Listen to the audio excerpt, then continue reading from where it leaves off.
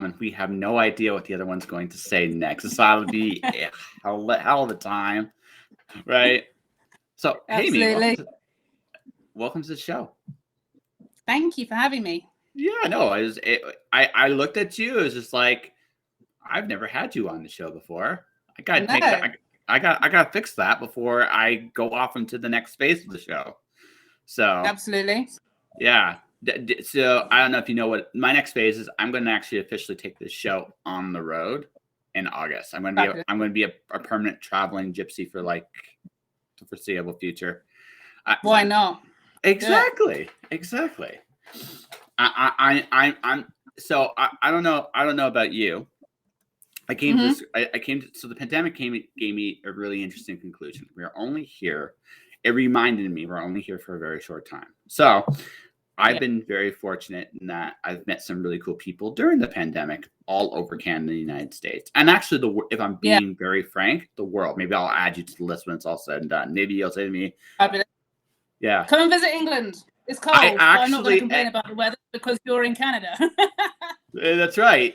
Actually, yeah, outside right now it is minus 17 degrees. I'm going to shut up.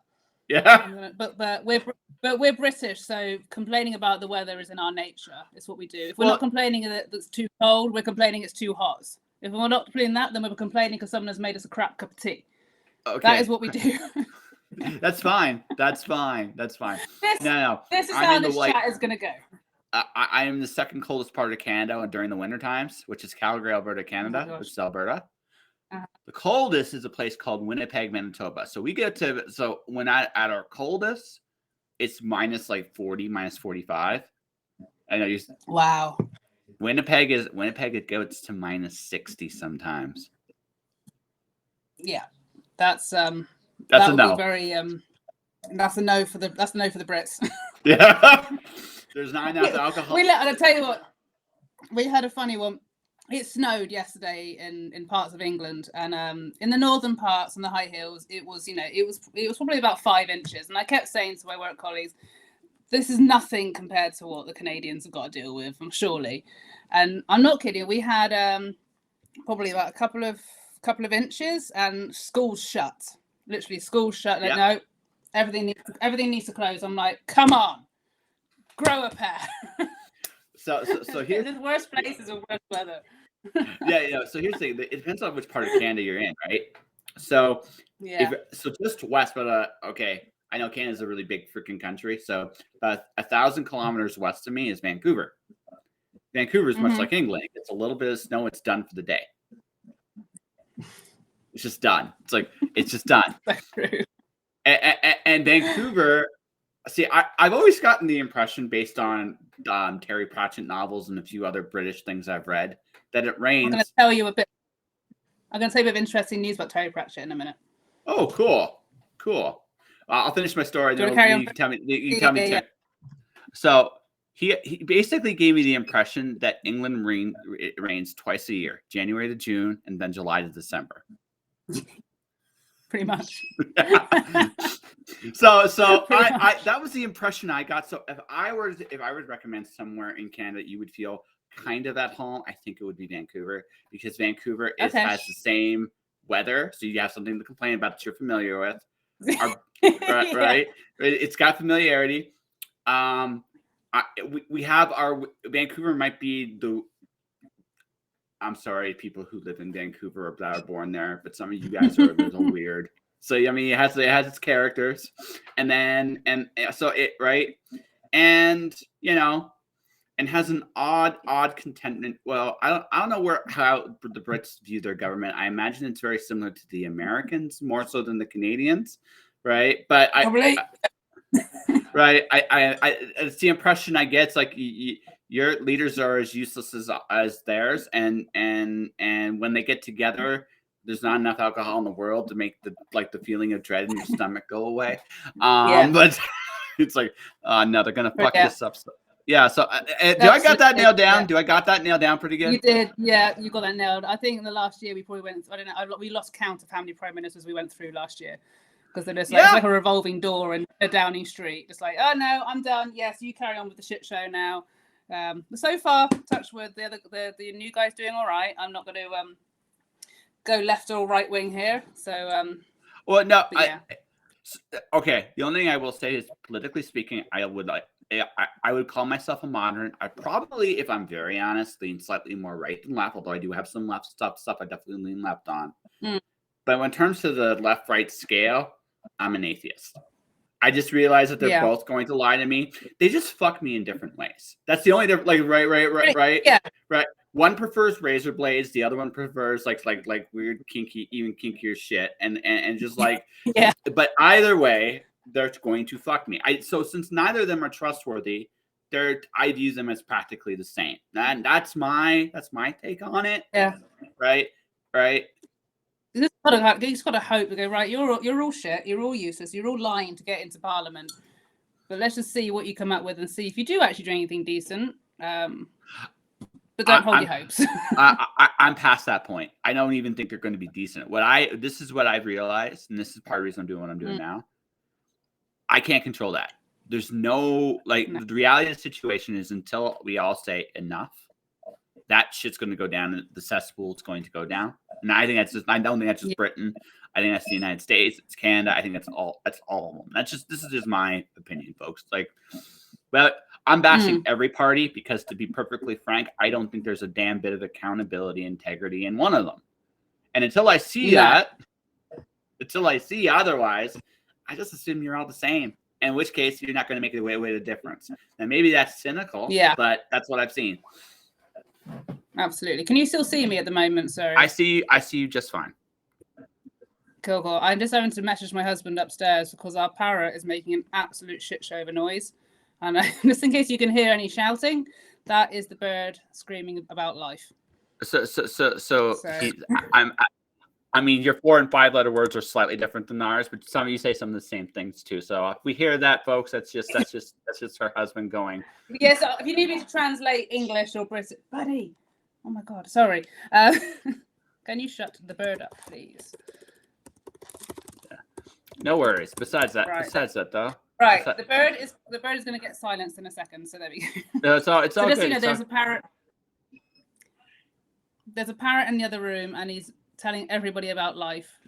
So yeah, he will quieten down in a minute. Sorry about that. So if you need me to. It's all good. I actually can't hear him that much. Well, so to anyone listening. Oh, that's good. He's so noisy. It's all good. Hang on. Deep breaths. I'm just gonna close the kitchen door a second. It might hide it a little bit. So if it makes you feel a little bit better, this show has been held hostage by a 3-year-old before, so it's okay. Oh really? I had a mom and her. All right. I had her mom and her son came in for like 45 minutes. Like, you understand your place in the world when a 3-year-old can shut down your operation completely. It's just like, and ironically, it was my most popular show that year, which is actually, I think that says something. That says something about the power of 3-year-olds. Brilliant. Yeah. Yeah. It's just the unknown of what's going to happen, I suppose. Yeah. A little bit. Yeah. Anyway, what was your Terry Pratchett story? So Terry Pratchett is actually from where I live. Really? Originally, obviously he's passed away, which was like a big sad loss to the area, because let's face it, he's a genius. But yeah, most of the books, some of the areas, the places in his books, I can't recall the books at the moment, sorry, but some of the places, a majority of them were actually local places where I live. So Ankh-Morpork, the city of cities, he built it with his hometown in mind. Yeah, and pretty much all the majority of all the places in his books. My husband is he's better at remembering these than I am. But there's those local pubs. There's a place called Wells, where I live, about 20-minute drive away. And as one of the books, he refers to a city as one of the most snobbiest places in the world, and that actually refers to Wells, Somerset. Well, where I'm from, like 20-minute drive away. But yeah, and I completely agree with him. It is. He nailed it on the head. It's true. Like, you use real life in your stories. Like what I've been doing with my stuff is I realized the moment I thought I actually became good at this was when I realized that it's the real experiences I've been through that when I incorporate them in the story, that's when the story starts to actually get good, because that's when people start to make odd connections, right? Yeah, like my third book I'm writing in my saga at the moment. I've got an absolute hatred of coriander, which is like the green herb, the stuff that chefs put on stuff to make it look pretty. I can't stand the stuff, and I had it in a meal the other day, and I said it's going in a book. And my main character has an absolute shit fit about eating coriander, and has an absolute moan about it. So I'm like, it's going in, and people are like, oh my god, yes, I hate coriander. I love this bit. Yeah, it's real life sort of stuff. You put your own experience. It's real, right? It's a real thing, right? Even if I don't have the same personal hatred against coriander. By the way, that's a cool quirk. That should literally be in your author bio. Amy Beckinsale hates coriander. Fucking just hates it. Hates coriander. It's like disgusting soapy chemical shit. It's just it's wrong on all levels. Yeah. I don't even know why does it even exist? It's horrible. The sad answer is because it's cheap and the sad answer. And chefs want to make their dishes look pretty, and that's about it. That's all it's useful for. Yeah, in my opinion. It makes it look pretty. I'm throwing it away, but it makes it look pretty. Yeah, I will sit there and I will literally pick it off like no. No, if I ever do, if I get asked in a restaurant,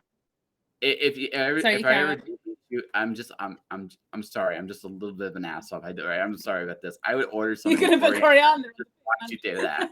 I would just like I have a sister, and I again, sometimes I do stuff right. Sometimes I do stuff just like when I do with her. Not because I necessarily care one way or the other personally. I just would enjoy watching the reaction. That sounds like something you just want to piss her off, really, don't you? A little bit. Sometimes she does the same thing to me, right? So I should say, like this is a purely sibling thing. I don't know if you have siblings yourself, but if you do, yeah, I got two older brothers. So you know exactly what I'm talking about. Then you just find the buttons on them and you just hit them. Yeah. I think it was more of a case for my brothers, more than my brothers, because my brothers are 10 and 12 years older than me. So there's a big age gap in between me and Keith. But Phil and Keith, when they're like a 2-year age gap. And some of the things my mum would see, and I wish you were like a fly on the wall.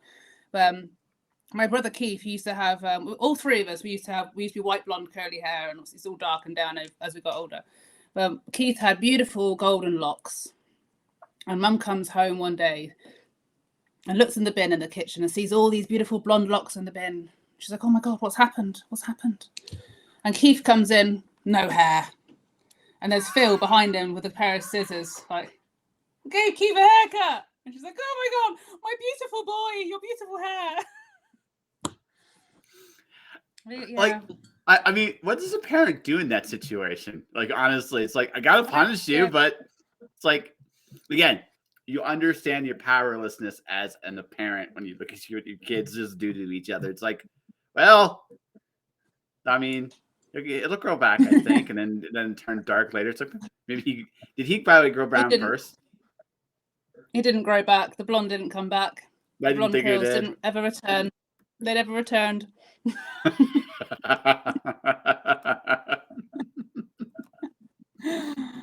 See. That's a sibling thing. That is totally like if you don't have a sibling, you will never get this. But there is something about them that you will push, torture, and seek approval of at the same time. And it's the weirdest relationship ever. I'm like that with Phil, my oldest brother, who the reason I got into acting and theatre is because I saw Phil on the stage when he was in the Royal Air Force.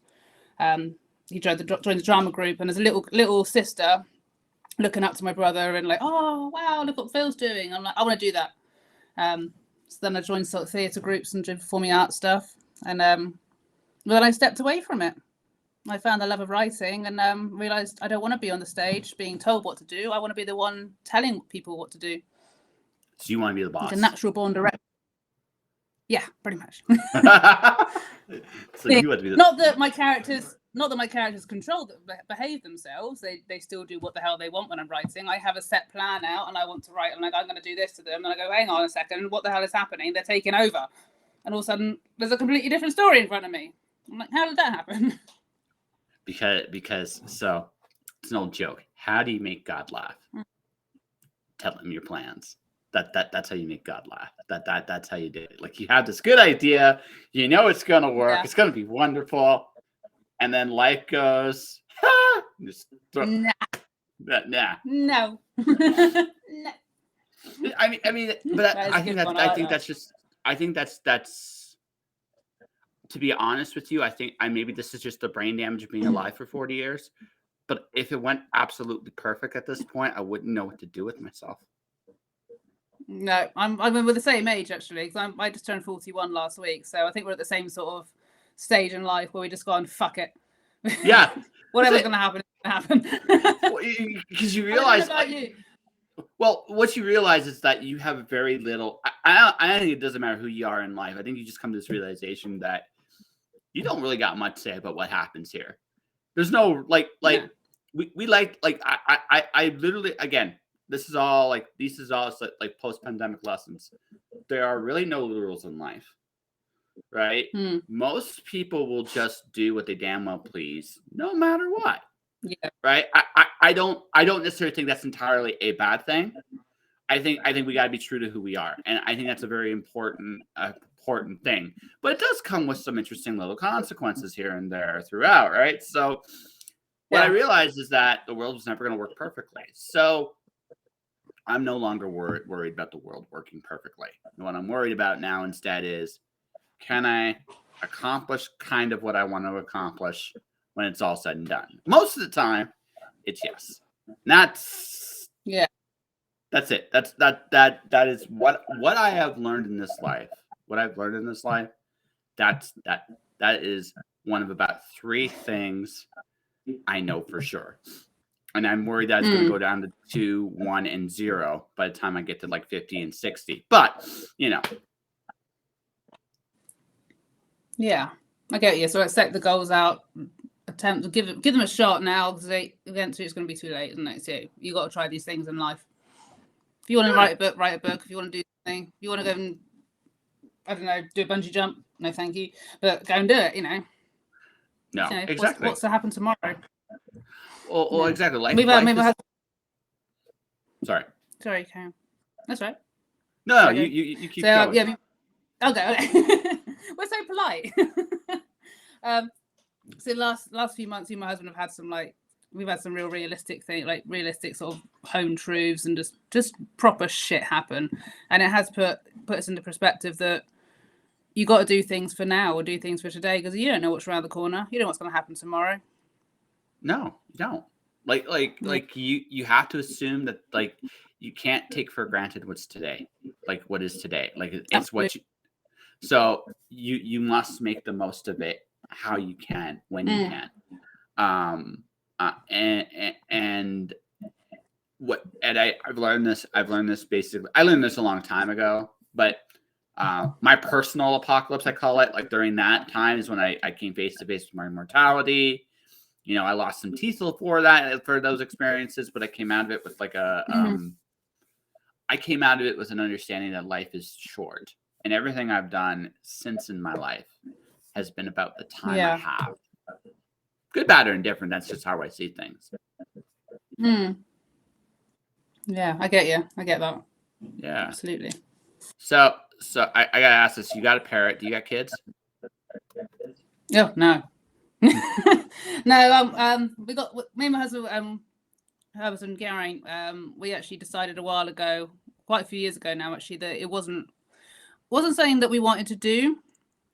We've always said if it were to happen, we wouldn't ever abort, because I couldn't do that. But the thought of being pregnant terrifies me, and we're just both so ambitious, and it's not something.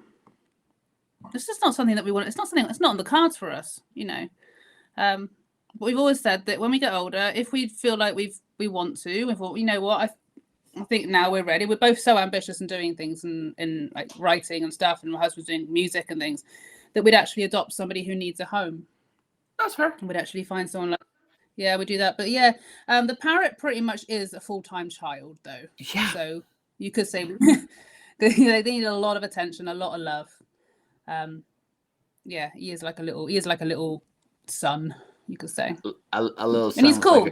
Like yeah, hey, listen, no. A little son with a can opener on his face, let's face it. Because well, that's quotable. That's the bird. Took a chunk out of my arm the other day. Oh wow. Yeah, he's very good. Yeah, he is, like I say, can opener. Wow, indeed. No, I how do I put this? So my very first thing. This is back when my parents were still together. My mom used to work at a farm, and I got to deal with chasing turkeys for their eggs. I got to tell you something. Birds can be mean as hell sometimes. Like that's the thing. Oh, they can be, yeah. Absolutely, they know what they are. Pretty much the rule makers. Yes. If they don't want to do something, they'll tell you. They'll let you know. Oh yeah, no, turkeys will hiss.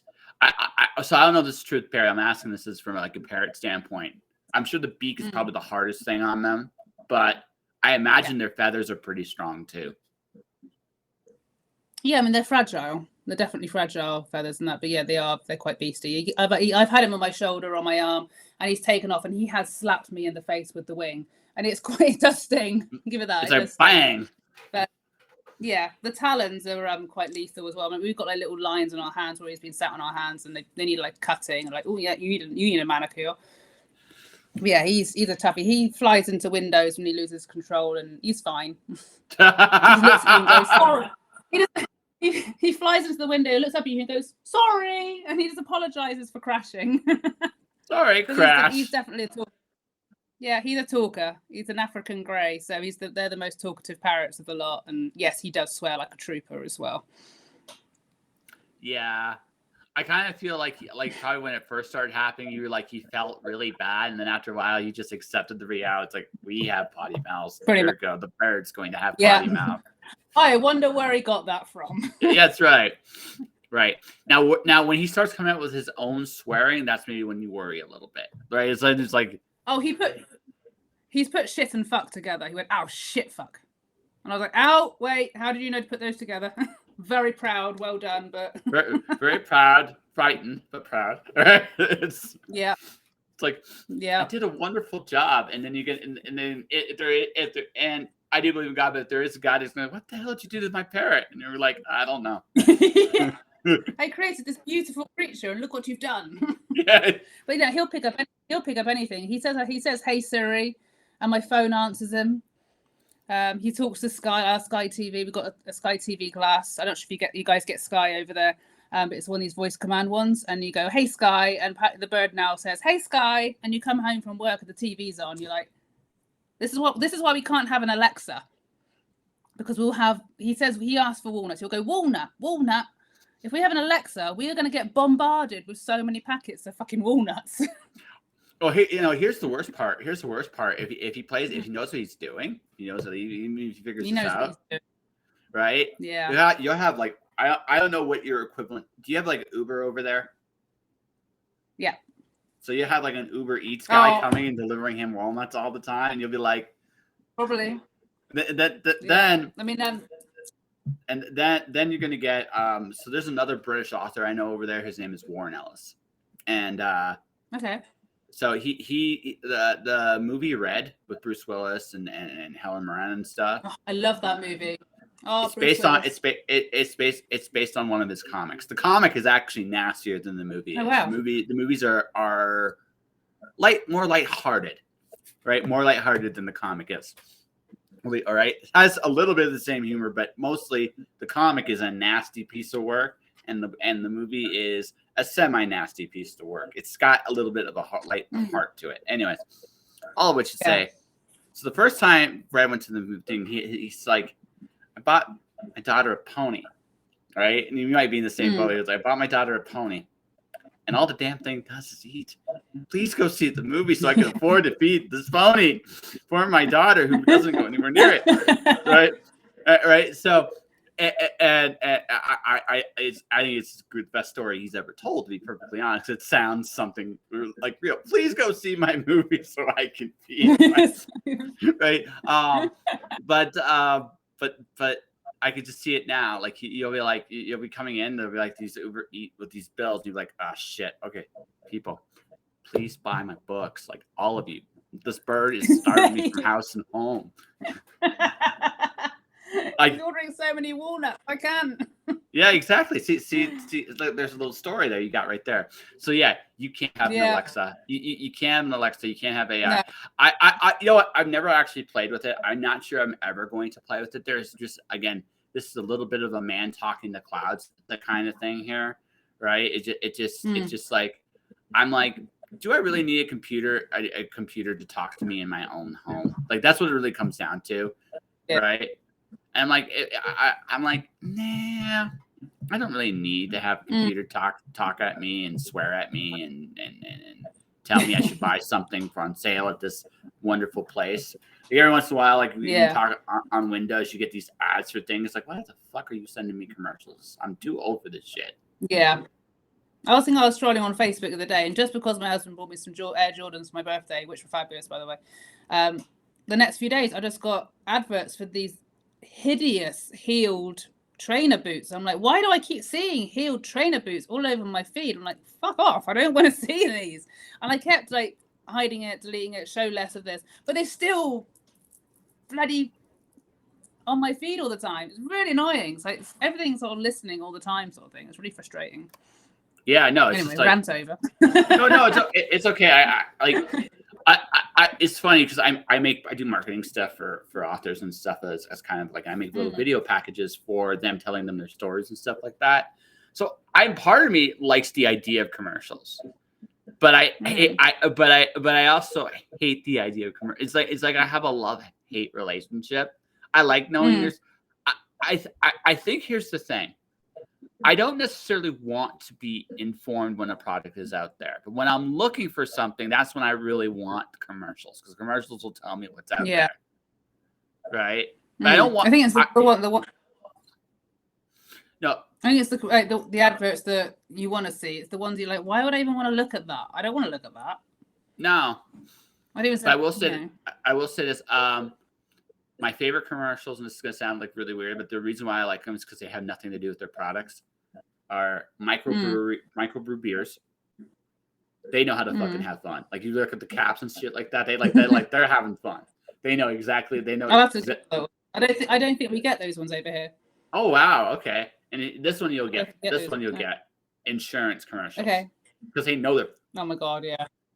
They know they're fucking boring. They know it. They don't even try to pretend. They don't even talk about the product. They're just like, fuck it. We're going to have fun. Because here's the thing. If I'm going to tell you about the importance of buying this insurance for your life, you're going to go to sleep, because we do too. We hate this shit. Yeah. But, but you need it. So we're going to actually try to entertain you, so you actually might even think about this, because it's fun ones, isn't it? I can't even think of any adverts here at the moment that are just unrelated. Probably, I know perfumes are very good at just, you're watching something and you're like, what's this for? There's a car. Oh, it's for perfume. Oh, okay, right, okay, that's completely useless. But it's the ones that, like, those ones are just weird. So the commercials I hate the most are car commercials. Because I don't fucking care. I don't fucking care, right? You drive? I'm going to. Okay, so the unofficial word is yes. The official word is no. Unofficially, when I was growing up in London, Ontario, my friends were car thieves and drugs. Oh no. Okay. So got a little experience. It's been a long time. You kind of do, but you kind of legally don't. Yeah, yeah. So, but that's changing. Like, what's going to happen is, I'm making a phone call next week to the American consulate. This is one of those God bless America moments. I'm an American and a Canadian citizen, so I'm not a dual citizen. Okay. But I have to renew my American passport, so I got to renew that. So I'm going to renew that. But I'm doing it in Canada. So obviously it's going to save a lot of bureaucratic red tape, because nobody's doing it up here, right? It's still going to be balls, but it's not going to be as slow as balls as it would be if I lived in the States. Go fucking figure. I'll get my thing, and then what I'll do is what I'm planning on doing is I'm going to pick a state. There's like a few states that don't require you to live there or actually even be from the country to get your license. Okay. I didn't know all this. Okay. God bless America. Right? And because here's the like here, I mean, this is like one of the biggest scams. Again, this is one of those back in my day moments. Back when I was a kid, 16, 17, 18 years old, right? You could just get your license and there was no end of it. I waited. So finally now there's this convoluted thing.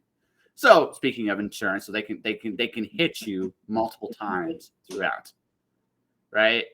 Whereas if I just get my full license, I can skip all that bullshit and just get my license and not worry about it and not give a fuck. Right? So once that's done, I'm going to get probably one of those mystery machine vans. Again, I'm a little bit of an asshole. I think you picked up on this. I'm debating whether or not to get my horn. When I get a little bit of a horn, like an ice cream music horn. Now, there's a part of me debating about doing. There's a part of me debating about whether to do this for real or not. I can see where this is going. yeah. And you're laughing because you can get the joke, right? I love it. Yeah, you love the joke. Here's the problem, right? I'm living in America. I might get shot at for that in some places, and honestly, I can't blame them. Let's be honest about this. If you heard ice cream music and you went out for ice cream and it wasn't there, right? You'd be a little pissed. Yeah. Right? Oh, it'll be a little pissed. Oh, yeah, but I'll be fucking hilarious at the same time as well. Yeah. That is the sort of thing you'd see around where the area around I live as well. The sort of thing would happen. And we actually have there somewhere. I don't suppose you guys have heard of Glastonbury Festival, which is one of the biggest festivals in the world. You've heard of that one? Repeat that one slightly slowly. Have you ever heard of Glastonbury Festival? I have not. I'm not cool. It's also just possible I'm not cool enough for this. Tell me what it is. The Glastonbury Festival is probably the biggest festival in the world, which is like 5 minutes away from me. And in I say Glastonbury Festival. Glastonbury's a town, and then you've got Pilton, where the Glastonbury Festival is held. But in Glastonbury itself, which is all spiritual sort of stuff, there's actually a van which has been made out to be the Mystery Machine. That is a Scooby-Doo dog. Yeah. Planted on top of the van, like in a running position. It is brilliant. So I think your ice cream van would actually fit in really well over here, to be honest. Yeah. It had my logo on it. Right? And right. So I totally like I just again going like back to something we said at the beginning. Life's short. Yeah, there's no guarantee tomorrow. Yeah. But I've met all these really cool people, and I'm looking for. I'm gonna be very honest. I'm looking for a kind of a place where I kind of feel like I fully fit in, wherever that is. Now, it might be something with me, right? Might be something with me, but I'm just gonna go out there and look for it. And when I find it, maybe wherever that is, who knows where I'll end up? Who the fuck knows, right? Who knows? Might be some small town in the middle of nowhere that no one ever thought. I was like, why the fuck are you here? Just south of France. It's who the fuck knows. Yeah. Never know you're going to end up. I mean, like, at one point, me and my husband were thinking about moving to the States, or moving to Canada, living there for a few, 6 months, seeing what happened. I mean, this is going back years ago now. Then circumstances changed, and we're still over here, but who knows what's going to happen? We're still young. We're 40 is still young. Youngish. We'll say youngish. Hey, listen, I'm okay being middle-aged and crazy. I don't mind. No. I hit full. Again, something you said earlier. Stop giving a shit. Like, you just legitimately stop giving a shit, and you just realize that there's there's really no rules. Like, honest to God, there's really no rules. You can get away with anything in this life, like legitimately, right? And I'm not saying this out of like some malicious intent, but you just realize most people just don't give a shit. Honestly, all you care about, like, let's be perfectly blunt. Am I going to give you the freedom to do what you want to do? If the answer is yes, do you truly give a fuck what I do? Probably not. Right? No. You might have moments of like, You might ask what drugs I'm on, depending on what I'm doing. You might be a little jealous, depending on what I'm doing. You might be a little whatever you're feeling, right? But at the same time, you don't really care. You're like you just said, just like, he's letting me do my thing. What the fuck do I care, right? Yeah, absolutely. I mean, I mean, before when I was younger, I used to worry about what everyone thought. I was going, oh, I can't do that. I worry what everyone thinks. Oh, I'll offend someone, or someone will get upset, or I don't know if I can do this. And the anxiety was going completely insane. The depression was kicking in. The self-doubt kicked in. I hit 40, or not my middle 30s. I was struggling, and that last July, I decided to come off my antidepressants for my anxiety, because I was like, I can fix myself now. I got to the point in my life I can fix it. Well, one thing. Somehow you just staticked out there for just a second there. Did you hit something? Did you hit something? No, I think so. What the fuck? I might have done. I might have got a bit dramatic in my hands. Yeah. No, I don't know. Just the audio just went like you said. I kind of hear you. Did something change? Said something again? Hello? Okay, there it's back. You there again? Yeah. Oh, okay, that was good. So, yeah, last July, I got to the point in my life where I thought I can fix this on my own. And I decided to very carefully come off my medication for citalopram, it was called. And I came off it properly. I phoned the doctors, gave them a call. I reduced the doses. It took a little while. It was very strange coming off of it. It felt very, very weird. Yes. And eventually I got to, I want to say October. I stopped taking them fully. Last couple of weeks, not being on them at all was very, very trippy. But from then up to now, I haven't taken any other medication. And I feel like I've actually fixed myself. And when I hit 40 as well, last year, I actually realized that I got to the point, like you said, I hit 40 and I went, I don't care anymore. It was almost like an eye-opener, a realization of life, that I thought, I can do what the fuck I want. Why am I worrying about everything? And I think hitting that milestone in life triggered me to actually think I can also fix this myself. I don't need to be paying so much per month on medication, which is just numbing my brain. And I can actually, if I get through this, I can fix myself. And I did. And there's a lot of people, family as well, who are like, you've got to help me. Can you help me? I'm like, you need to do it in your own time, and you've got to know when the time is right. Don't come off of it if you're not ready. So, but yeah, it's a massive change. My dad's a naturopath, so take it. Can I offer you just two small things, just in case? Yeah. So, vanilla is your friend. Vanilla stimulates all four parts of the brain. It's one of the very few substances in the world that can do this. So, so the original GABA-based antidepressants are based off vanilla. Interesting fact, right? Okay, so you take vanilla, a little bit of vanilla, you take a little bit of honey, you take a little bit of actually no, hold on, let me rephrase that. A little bit of vanilla, a little bit of black pepper, You hot chocolate, coffee, or tea person? Maybe coffee. Okay, so put a little bit of put this combination in your coffee. Maybe honey as a sweetener. Maybe like whatever you like to sweeten it up. Drink. So black pepper. Black pepper is a transistor. Has an ingredient in there that sends a message to the brain. Vanilla stimulates all four parts of the brain. Honey is just awesome, and coffee can, right. And so if you're having a bad day, if you're having a really bad day, put that together, you'll feel better. Okay, that's cool. I'll jot that down. Yeah. I honestly didn't know about the vanilla thing though. That's really interesting. Yeah. And the other thing, and for folks listening, and by the way, folks, I'm not telling you to do antidepressants. Don't do antidepressants. I have never been a fan of them. Personally, because of what she just mentioned, sooner or later you have to come off them. You must at some point in your life. And that can be, depending on what you're on, a very tough process, right? It also, and there's a lot to that. So I've always thought that I would avoid that headache as much as possible. So the other thing you can do, so these suggestions, folks, are things that I know that would work for me. They may not work for you. I am not a doctor. I'm saying all this so I don't get sued. For you. The other part, vitamin C, rosemary. Yeah, I knew about the vitamin C actually. But Yeah. The vitamin C you probably knew about, but rosemary hits your central nervous system. I don't know what your coping this. You might not need this.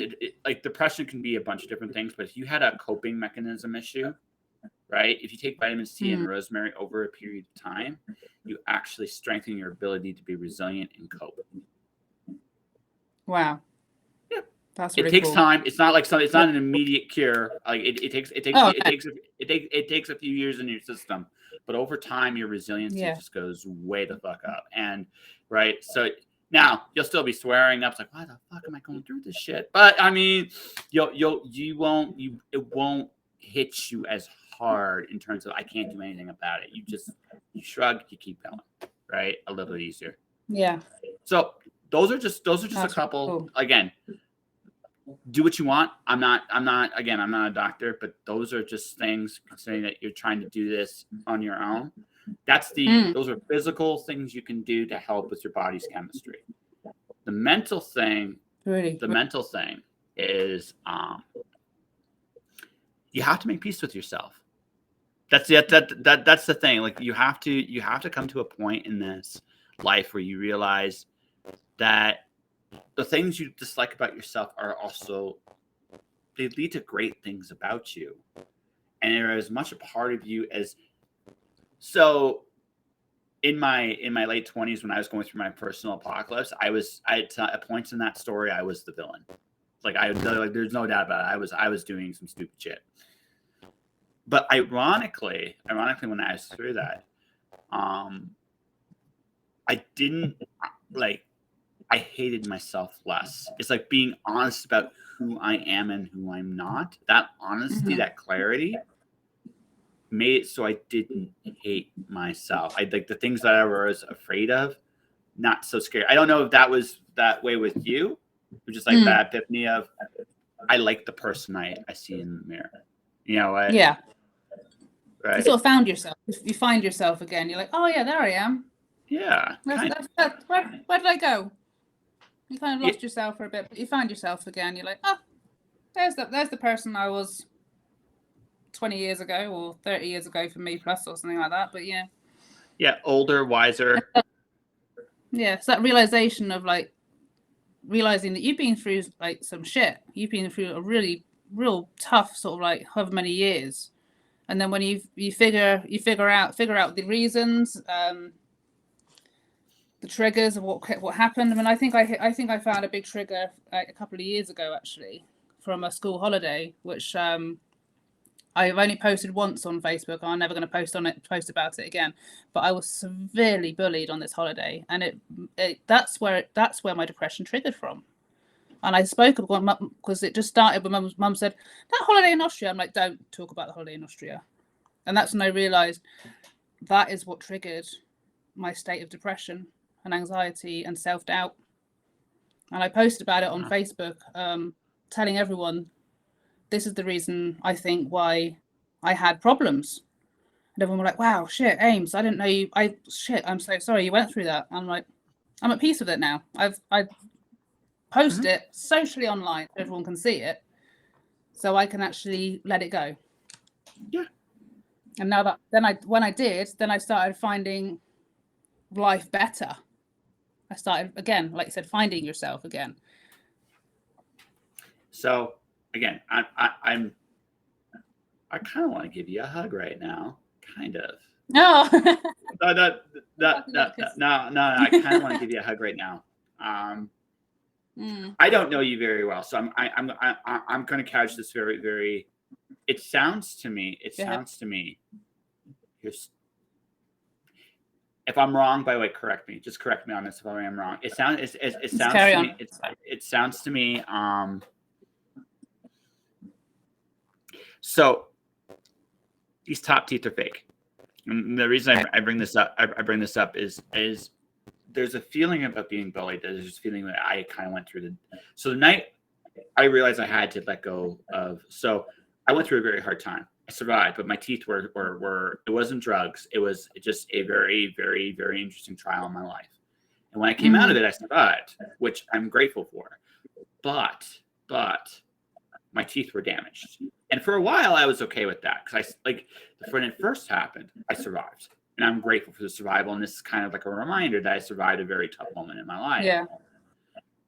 But you get comfortable. But I got comfortable with that. And then became reluctant to let go because there were still some things on the inside that I still needed to deal with. I didn't realize this consciously at the time, but I think that's what it was. And I wasn't ready. Yeah. Then I remember going to a friend's thing and I literally had a tooth, like I hit something, I ate something and the tooth just went. I just knew, okay, I cannot not do this anymore. I have to deal with this. I remember the night of my first surgery, I cried. And the reason I cried was it wasn't that I was doing this. It was that there was a part of me that was mad at myself for letting it happen. And I'm willing to make up. So here's my thing. I'm willing to bet in your case that understanding where this started was helpful. Right? My question is, this is the hard part. Okay. Are you okay with that it happened? And what I mean by that is that you feel like there might be that feeling of you letting it happen. Yeah, I think looking back, if I was the person I am now, I would not have let that happen. I would have said something. I would have stuck up for myself. You're a different person now. But yeah, back then I was extremely timid. People will laugh at this, but I was extremely shy. I was I was the person that I would just sit back and let everything else happen. I'm not like that now. You can't shut me up. But back then I was very shy. And I remember one incident on the bus in Austria, in the school one, and they're like, oh, this guy, they're using me as a bet. So they're like, get Amy to do, if Amy does this, then Amy does that, then you win this or you win that. And I let that happen. I actually let them use me as a bet because I didn't know what to say back to them. And I think that happening now has given me the later on in life has made me realize that no, fuck off, you're not doing that to me. No, fuck off, you're not saying that. That's fucking ridiculous. And I will talk. So in a way, I am glad that it happened. Oh shit! The audio went again. 1 sec. We start back from when. So if I'm glad that it happened, then yeah, I am. The audio just went again. I don't know why it keeps doing that. I was wondering if things are happening in the background on my laptop. Yeah.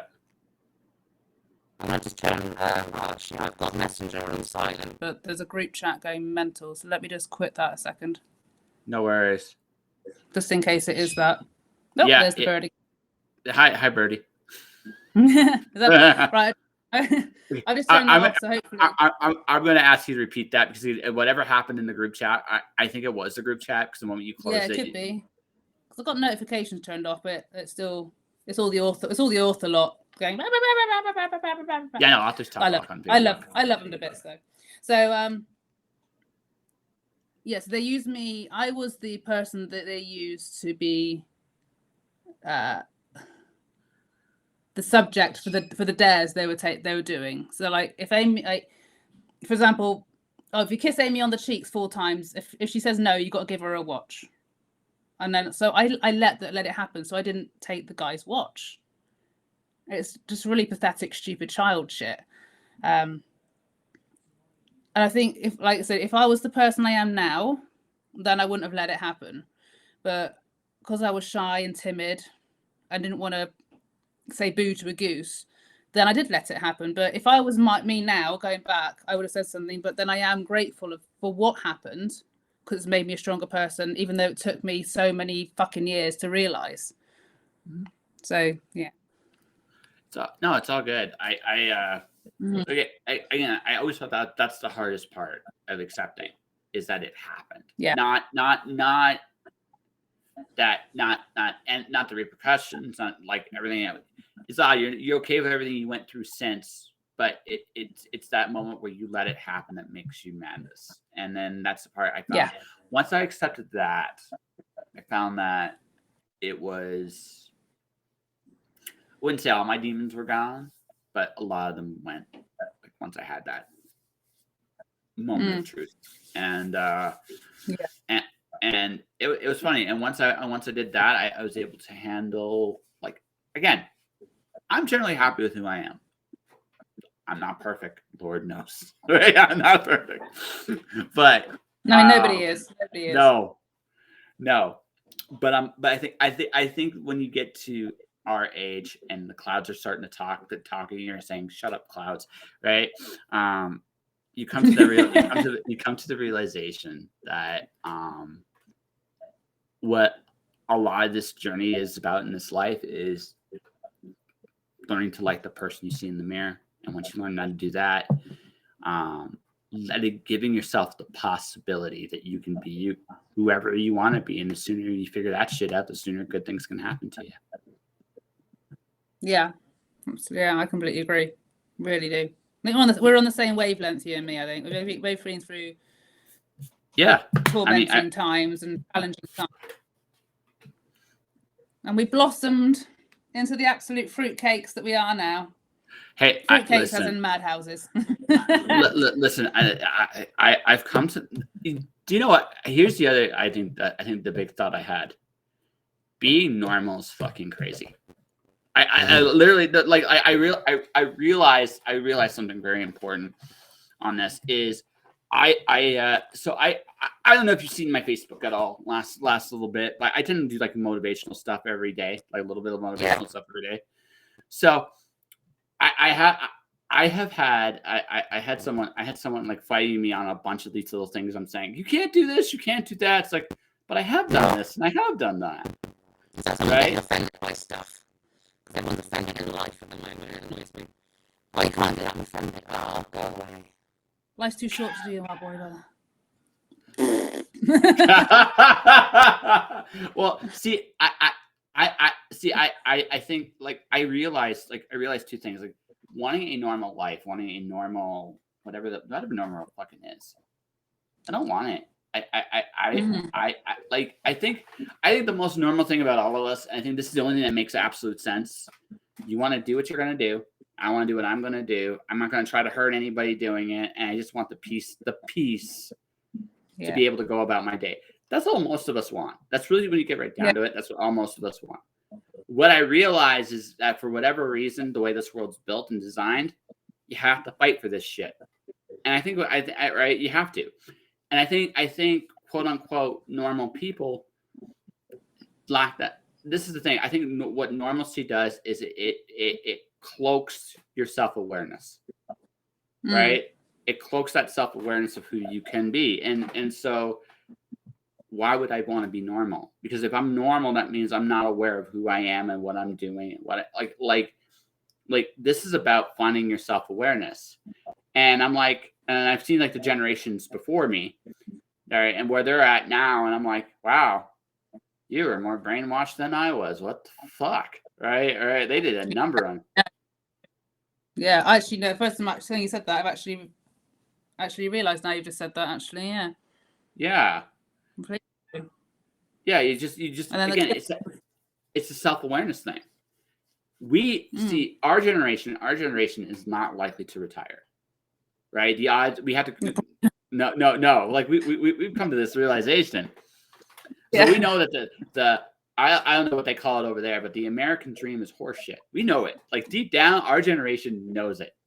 And the generations coming up under us just survive. Oh, fuck that! Survive. No, I'll fuck that. We said I'm taking everything I've learned. We've talked about in this conversation. I'm not just surviving. I don't give a shit about. No. I'm going to thrive.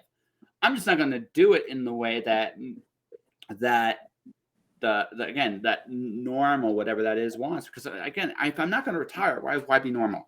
If I'm not going to have like I don't know what housing costs over there, but housing is fucking insane here right now. So it's like I can't get the house. I can't get the house. I can't like not without going massive ass in debt. I mean, that's fucking insane. I'm just making some banker dude or some insurance dude or some lawyer rich. Like it makes no fucking sense. Right? It makes no sense. Yeah, no. So if I know the game's rigged, why play it? I'm gonna make my own game up. Fuck your game. Right? That's where I'm at. Right? Fuck your game. I'm gonna make mine. and I'm going to thrive in my game. And when you try to come take my money, I'm going to kill you. I mean, that's just how I see it, right? Because because at this point in my life, I don't give a shit. Like I realize, like, again, I'm not going to have this energy forever. Like when I get to like 56, 50, I'm going, oh God, me at 50, I barely give a shit now. At 50, I'm like, listen, right? At like 50, fuck, I might be that. I might be the guy like you. I might be the guy moms tell their kids, don't be like him. He does all this crazy shit, right? Like, right. I might be that guy. I actually admit to this possibility right now. There's actually, I'd say there's at least a 30% chance. But when I get to when I get to 50, when I get to 60, I'm probably gonna slow down a little bit. I'm not gonna be able to do things quite as quickly as I did in my 50s, unless I really just like found a use somewhere, right? So I'm gonna be old and cranky and probably a big giant kid. It's probably what I'm gonna be like in my 60s. And if I make it to my 70s, just refuse to grow up.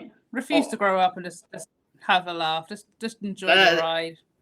I solemnly swear I am up to no good, man. I really.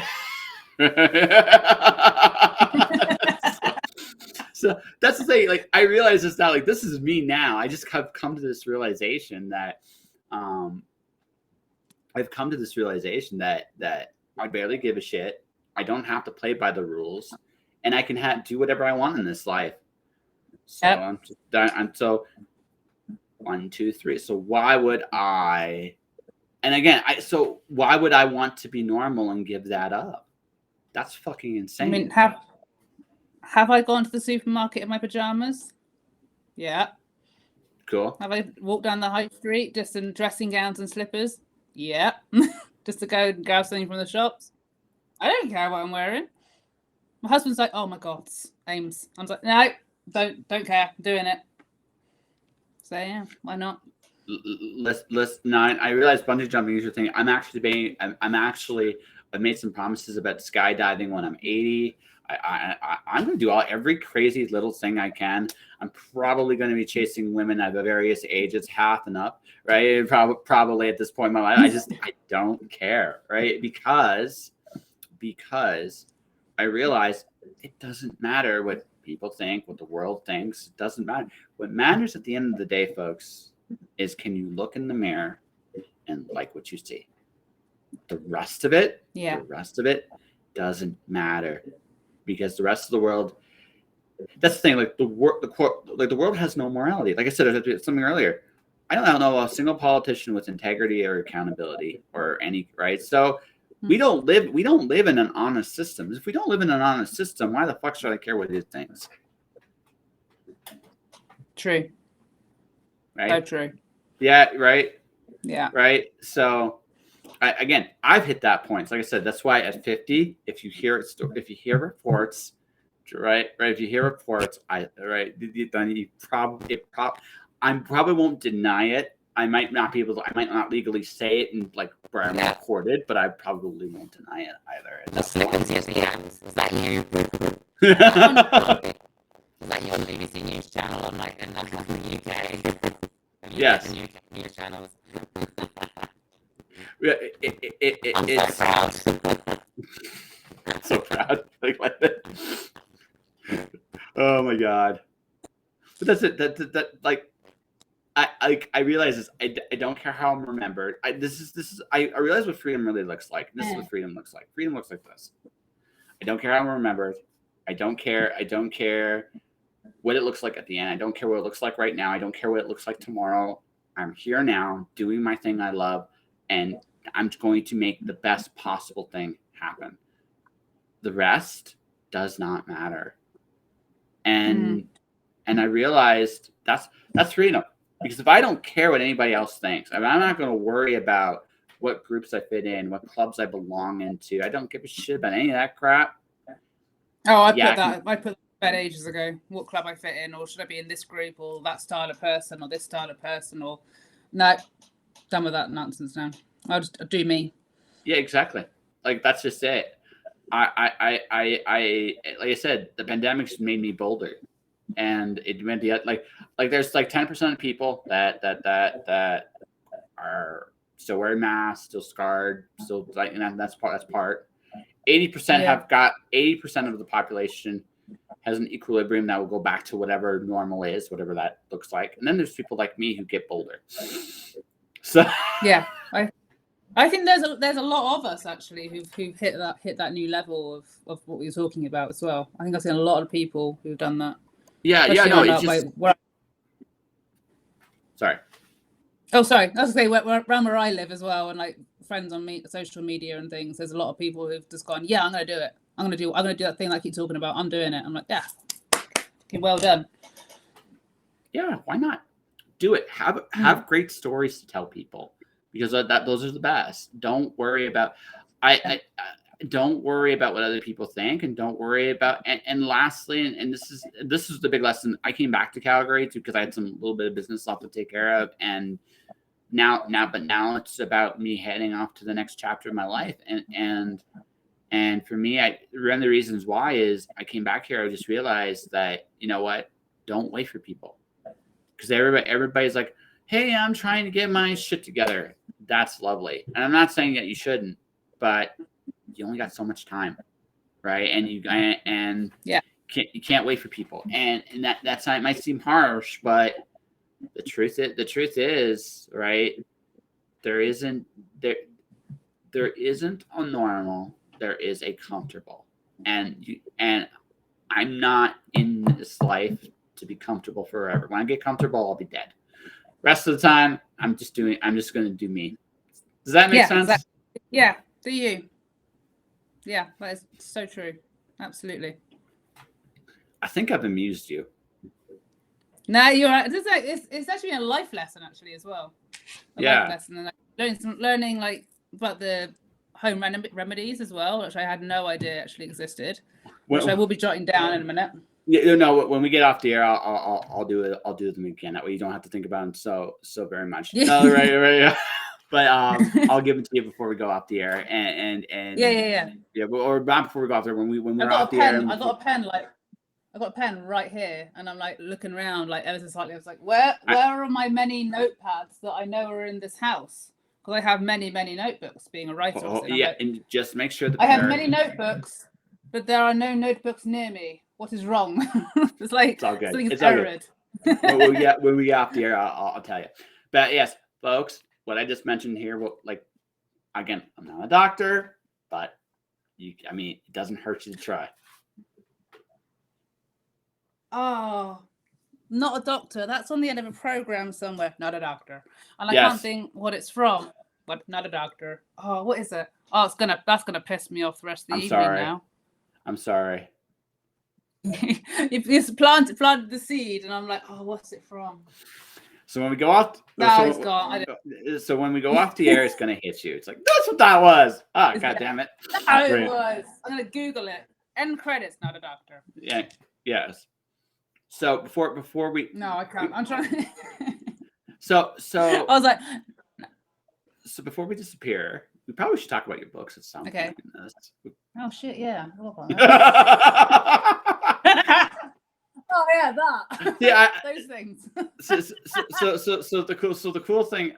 So what I love about this, like doing this show, what I've loved about doing this show is I get to know people, and again, I don't think I've asked you a single question, really, have I? Maybe one. We just had a chit chat. Yeah, we just had a chit chat. I think I like good. Sometimes it's good to have a little chit chat. I think where are you from? England. How old are you? 41. What's your favorite story? It's like, fuck off. This is boring. Right? I mean, it's like that. Because, okay. But I say it like that because I wanted to get to know the person, because the person is much more interesting than. So there was so guy created Teenage Mutant Ninja Turtles. I love Ninja Turtles. Oh, everybody loves Ninja Turtles. I love Ninja Turtles. Yeah. Right. So everybody loves Ninja Turtles, and so I've been trying to get an interview with him. Well, his press agent says, "Well, we can talk to him for 10 minutes." I'm like, I don't want to talk to him for 10 minutes. I want to talk to him for an hour. Give me an hour. I don't want 10 minutes. I want an hour.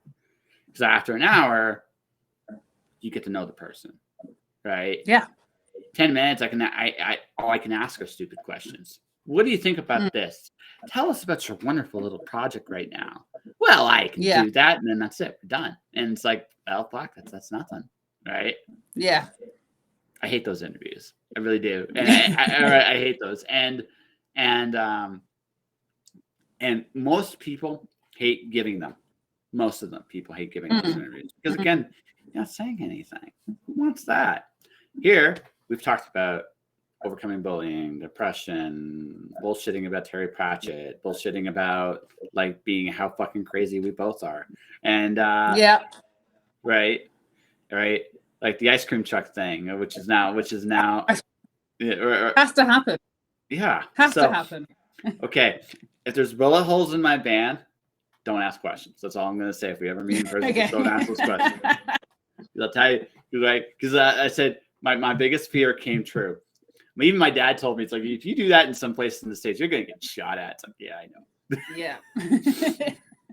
but who wants the story? It's like, but wait, I've been shot at. That's kind of cool. And that sounds like really, really crazy. Yeah, it's like, that's just street cred. It's like, have you ever been shot at? Well, now that you mention it, yeah, kind of. Yeah, been through that. That much of a badass ice cream van that doesn't sell ice cream. Yeah, exactly. Exactly. Heck, that's even like a business idea. Bullet ice cream. I've survived being shot at. Oh my gosh, there's this lousy ice cream. That people would be like that. People would be into that. It's like that's fucking wild. It's like yes, it is. But the whole point is, I've gotten to know you as a person. So now I kind of want to know what your books are about now, because I actually know a little bit of who Amy C. Beckinsale actually is. Yeah, it's me. Hi. This one right here. Hi. Vogue sort of stuff. Okay. I am very overtired and underslept, and lemsip as well. So there we go. So it's all good. So this was the perfect conversation for you to have then today. Yeah, absolutely. Okay, so I think we have an interview here. Seriously, I think it's a fun one. Yeah, it's a fun one. Okay, so we should wrap up by talking about your books a little bit. So do you want? So this is the closest thing to the boring shit. So standalones or epics, like what do you write? So at the moment it's a saga. It's a 3-book saga, obviously. It's rom-com. I wouldn't say it's not, how can I describe it? It's realistic, down to earth. Let me try that again. Okay. It's really hard to describe them because what's about? I'm like, So what do you give a shit about the story? Like why do you care about some? I love the story because it's based on real life situations. Some of it I have been through, some of it I haven't been through, some of it is actually made up just to add a bit of drama. But what people like about the books is they can relate to them. They can relate to the characters of what they've been through as well. It is a romance sort of story. It is like the boy meets girl, girl meets boy. But both parties have both been through their own level of shit, really, and they find each other very close at the beginning of the stories, but it's the whirlwind that comes afterwards from their history which comes back to bite them in the ass a little bit. So it's kind of survival sort of story as well. It is over three books because I couldn't fit it all in one. I will warn you now, the first one is a cliffhanger, which I have been told off for. And I have been told off for something that's in the second book as well by readers. But you're doing something what's right nice then. I'm doing something right, absolutely. I'm getting told off for what I've done to customers. No, that's where I work. Realistic, relatable romance stories, which I started 7 years ago, probably. Started writing it in the clothing store I was working in, which relates to Megan, which is the main character. And then fast forward a few years, and we're writing the third book at the moment. Okay. So I have a thought how you can describe. I think this. If I were to get based on what you gave me, if I were to sum this up in one sentence. Let's see if this helps you. It's about two people finding each other and having to let go of the baggage that they've held with to be together. Oh, that's good. Oh, well done. That is really good. Right? Just I'm simplifying it a little bit, but that's it. Yeah. It's based on our conversation. This may be again. I don't know you very well, but this is a guess. If I'm wrong, call me on it. Yeah. Right?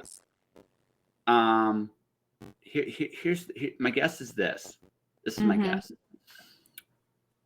You've been trying to let go of the things in your life that have held you back. You can see me grinning, can't you? But yeah. Yeah, you're like, damn, right? Right. So, and because that's what, and again, and I think this is actually, I think it's a very real thing. And you're right. This is as real as it gets. We write about the stuff we care about. Like when I write about, you know what I'm writing about? I write about dealing with fear. Because the one thing I've noticed in this life is that a lot of people are afraid to go for things. You care about what you care about right now because of what you're doing and who you want to become. You're letting go of the shit that no longer serves you. And that can be scary too, because sometimes some of that shit comes back in unexpected ways. Wow, it's like the best counseling session I've ever had. Yeah.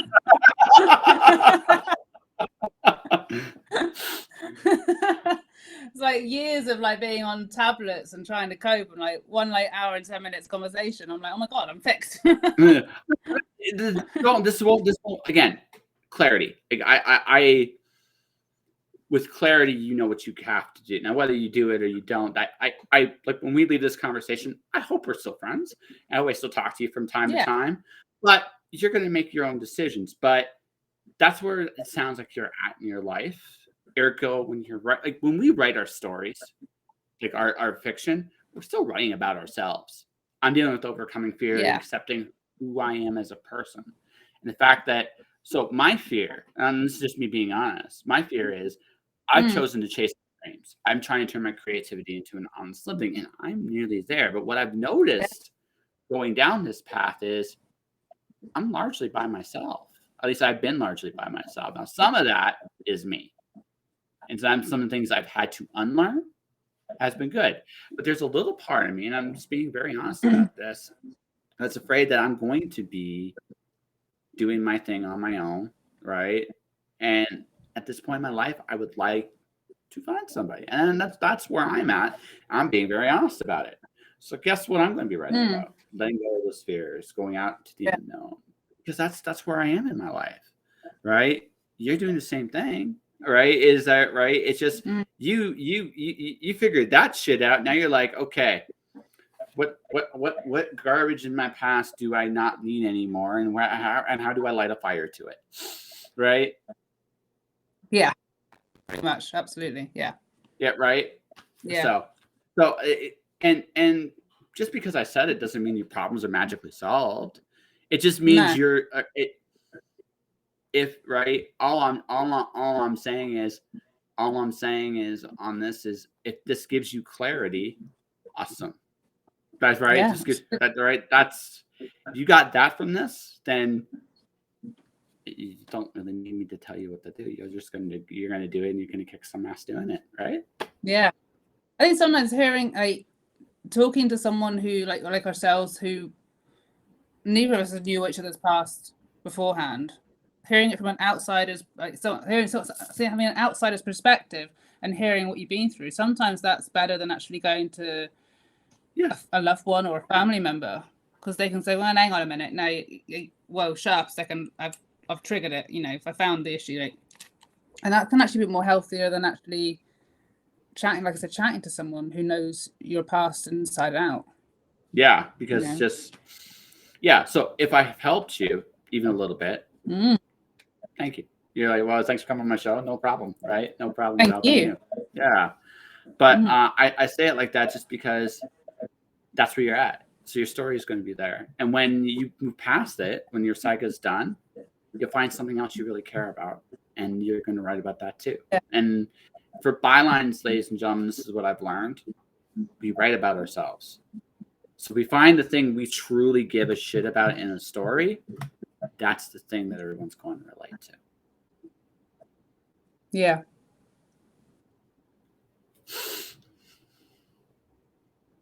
So true. Oh, I feel like quite, it's because I'm emotional, so like quite emotional finding those sort of truths. But yeah, it is really, really true. Absolutely. I've always said that some of the main characters, some of the characters are stuff that I've been through myself. And played it up a little bit, played it down a little bit, but you know, we're in there. Most of the characters have got parts of us in them. We've taken little bit sections and put a little bit of me in there, put a little bit of character in that one, and spread our life in the characters. So when people do read the books, they actually are reading about what we've been through ourselves. Absolutely. No, at least a little bit. No, at least a little bit. The vulnerabilities, the emotions, right? Those things, I think we all understand, which is why, by the way, like we're going back to Terry Pratchett, comedy is so fucking hard. Because my sense of humor may not be your sense of humor, although based on this conversation, I think it is. Yeah, it's pretty close. It's pretty close. It's pretty close. There might be a little things lost in translation, but I think by and large we get along just fine. Yeah. Humor is really hard, but the hardest thing to write is joy. Because joy, here's the thing about joy, right? It's fragile, right? So I again, forgive my if I don't know this. Do you guys have the Hallmark Channel over there? The Hallmark Channel. Is that like Christmas film stuff and gooey, but I want you to think about that sappy cheese the Hallmark Channel is, okay? Yeah. So there's a fine line with joy. Joy, true joy.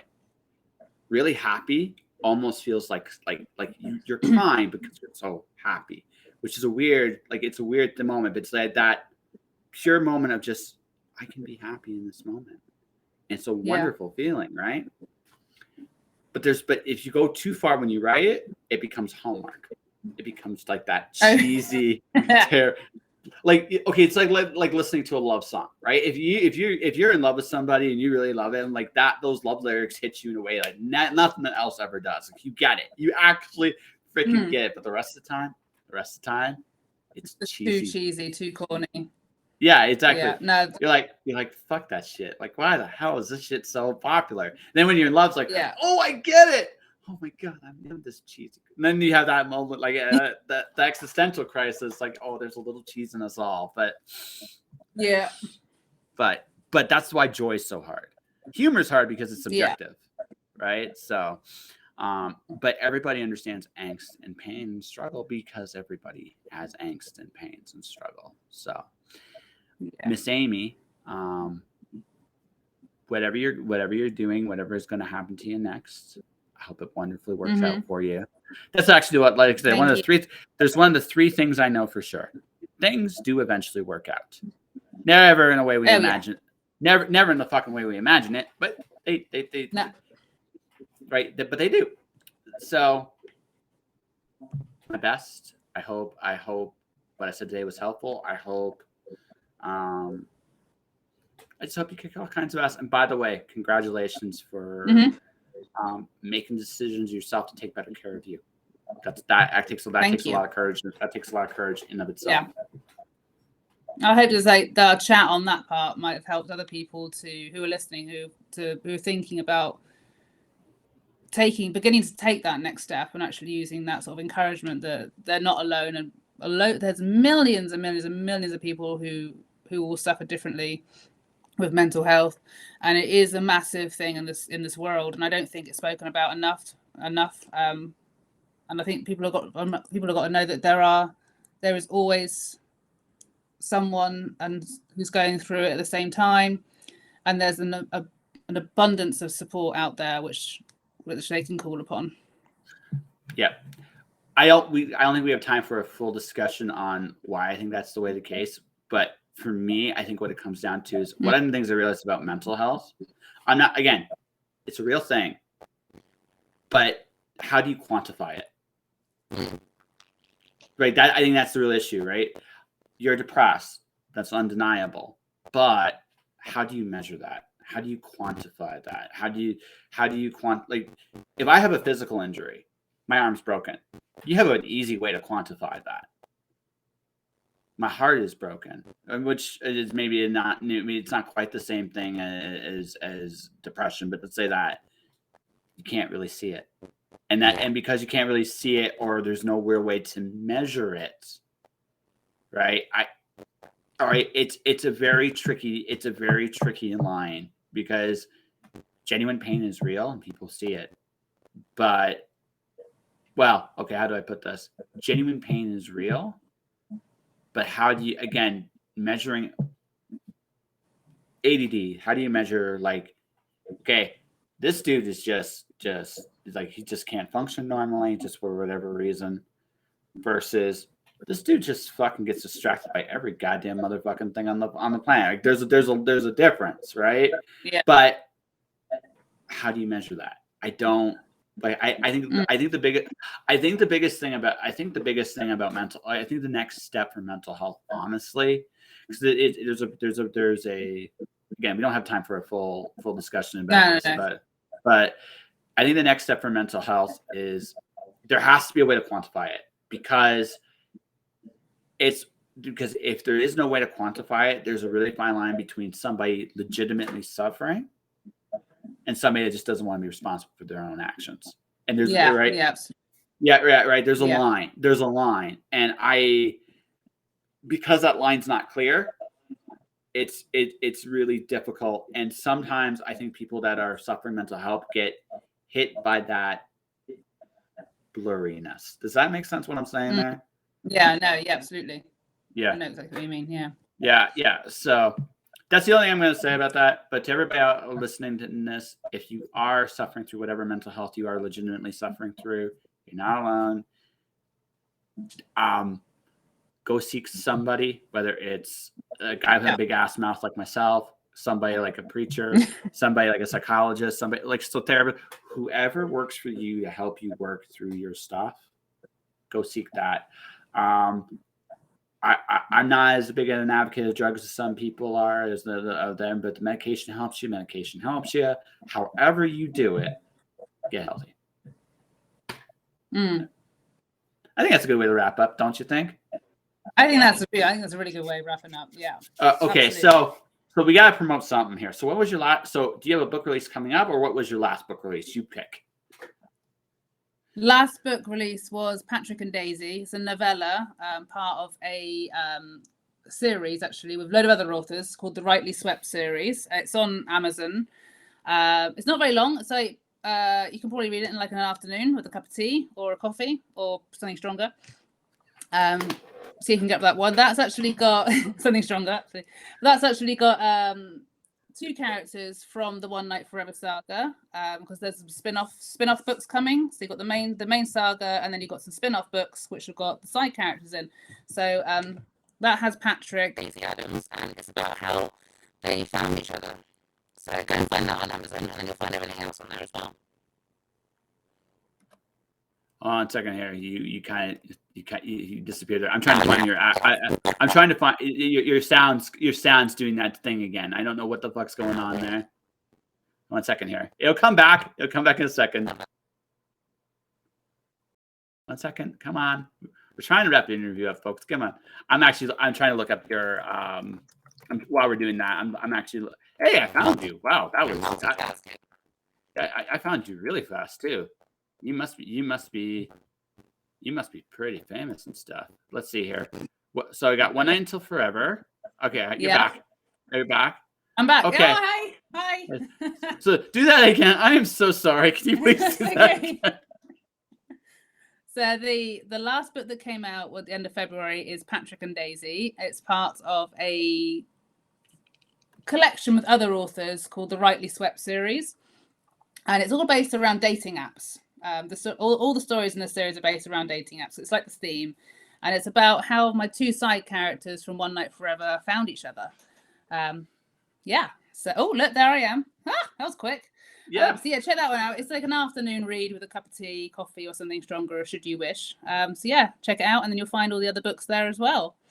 That's right. And you can find it. And do you have a website or something where people can find you and talk to you, say hi, bribe you with booze or something like that? So it's just amycbeckinsale.com. It's not massive. There's a few things on there you can look at.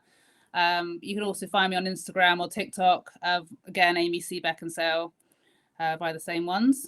And actually, all the links should be on the website as well, so you can find that one. Oh, take the D out, lovely. Take the D out. Oh, sorry. Sorry. Dang. Oh, shoot. I screwed up the whole damn way here. So, see? I'm sorry. Ah, got it. Sorry. I'm sorry.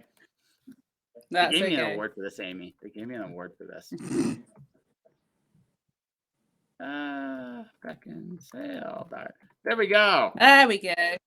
Yes, there it is. ABC Beckinsale. There we go. I'm sorry. For whatever reason, that just felt don't- natural. That felt natural. I'd say the number of different spellings we've had for the surname is absolutely hilarious. We've had some absolute crackers with the spelling. I don't. So now I feel only semi best. See, I haven't look at my last name. Just look at it.